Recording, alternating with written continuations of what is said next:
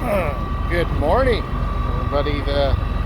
Welcome to another episode of Neals Farming and Gaming. And we're on what? June 7th. It's Friday, June 7th. And it's what? The fourth day of planting beans. A little bit of breeze, so if it's in the mic, I'm sorry. But the reason why it's been this long as I've recorded is because it's still been a windy spring. It's just been, last couple of days been windy. Been wanting to do a little recording update. You know, we're done with corn. Of course, we got done with corn about the 24th, somewhere in there, later than what we wanted with our new planter, but we had some fun with the new planter, which I already stated in my previous videos. But I think all the corn's up now. Everything looks good for as dry as it is. It's pretty dry.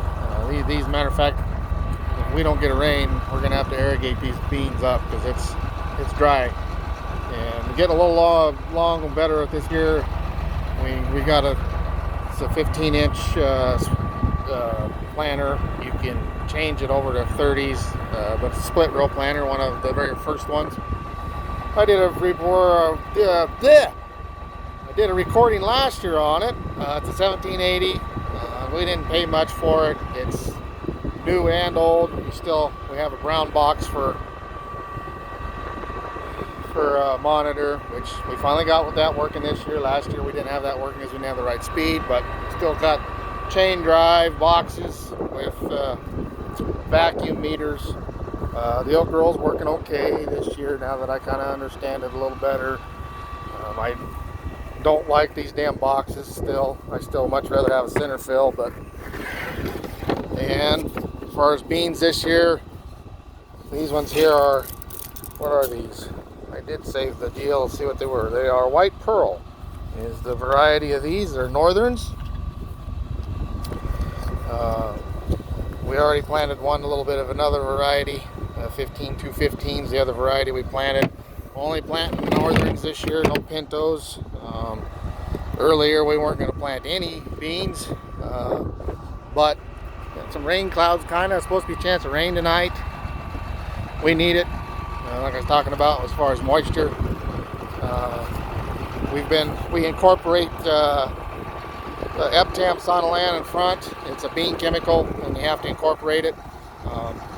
So the ground's been worked a little more than what we like to, but that kind of happens with beans. But like I say in here, I'll show you, it's pretty dry. I mean, there's a little bit of color change there, but not much. It's, you got to get down here,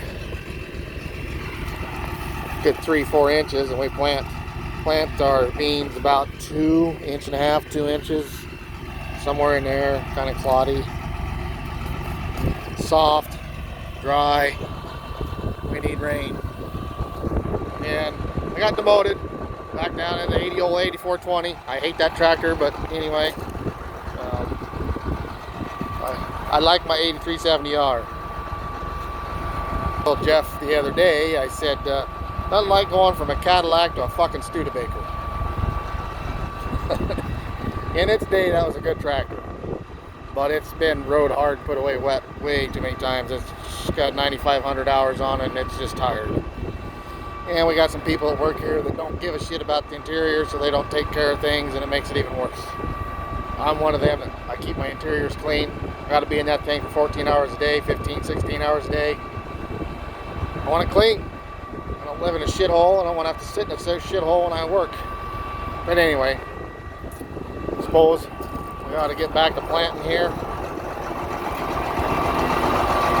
And as normal, typical 20 series hood. That's the second hood that's been on this piece of shit.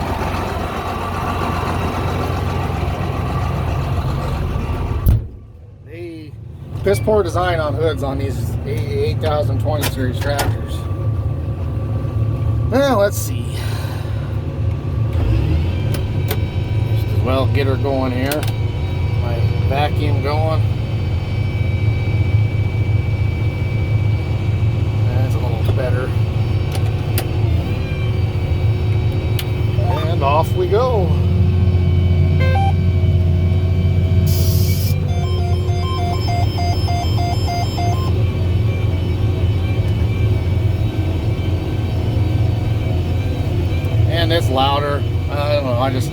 my A370 better. It's a nicer tractor. They're planting about 5 miles an hour. I could plant a little bit faster, but the guy that's in front of me that's doing the incorporating the F10 Sonaland, well, he's not far enough ahead of me, so I'm just kind of plugging along back here, planting this stuff in. We're at 200 acres out of, I think we're planting about 375 acres of these stupid things this year. Like I said earlier, no pintos. It's all Great Northerns this year. Contract for Great Northerns, I think we got a contract at 4,500 weight. And don't know what the math is on that to convert it to how much it is bushel. I'd have to look it up how many beans per bushel, because it's a little different per bean. But anyway, either way, it's a pretty good price.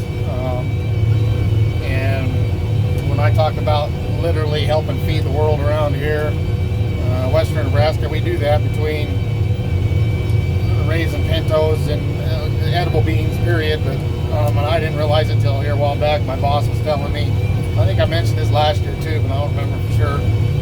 But western Nebraska, panhandle here, and part of eastern Wyoming around Torrington and that area that raise edible beans also. We raise like 85% of the world's supply of Great Northern beans here. I guess their growing conditions are just right, and that's where they're raised. So if people want to know what Great Northern beans are, it's the bean that's most people make ham and bean soup with. They're a white bean. Like pintos. You can put pintos in ham and bean soup, but that's what refried beans are made out of, our pinto beans and a lot of those kind of baked beans. But anyway, so that's what I'm out here doing. We're a little over half done. Got one field left, and it's a big field. It's like 170 acres or something I got to plant there, and then here I got about 40 acres left here at this field, and then I probably won't quite get done with this one before I got to put seed in. That's the other thing I don't like about these boxes. They're 3 bushel boxes. You go about 70 acres a box, which I guess that's not, a load. I shouldn't say a box, but yeah, about 70 acres a box actually. Anyway, I don't know. I like Central Field better. I like our CCS planter better. So you could probably get, I think we can get about 130 acres when we fill it with beans. But anyway, I like the 15-inch thing. That's a lot better, I think. A little bit smoother, a little bit better. Wish we could get the boss talking and rolling our beans. It'd be better. But anyway, just wanted to do a little update, get it put up to my channel, and hope everybody's doing all right out there. All my channel subscribers that are farmers, not just gamers. Hopefully your guys' spring's been going good. I haven't seen a whole lot of activity as far as my particular subscribers and how they're doing, like Chad at CDW. And last I'd seen, he had a little video posted. He was doing some work, his tillage work right in front of the bean planter. That's been a couple weeks ago, so hopefully Chad's doing good out there. Hopefully my Pennsylvania farmer guy, hopefully he's getting his little farming going, and hopefully you didn't get no frost and your apples are going to be all right and then screw up your blooms. Everything's going good for you guys. Anybody else that's out there farming, hopefully everything's going good. So far everything here's been okay. We just could use some rain here. We've had rains all around us. Of course, Nebraska's had some pretty nasty weather in May. Now even April, though, and tornadoes and stuff. There's been some pretty nasty tornado weather out there all across the United States. So hopefully we don't get any more of that. Hopefully no god dang hail this year, which it's inevitable. I'm sure we'll get some somewhere. Just hopefully not nothing like we had last year, where it took out 600 acres in 15 minutes.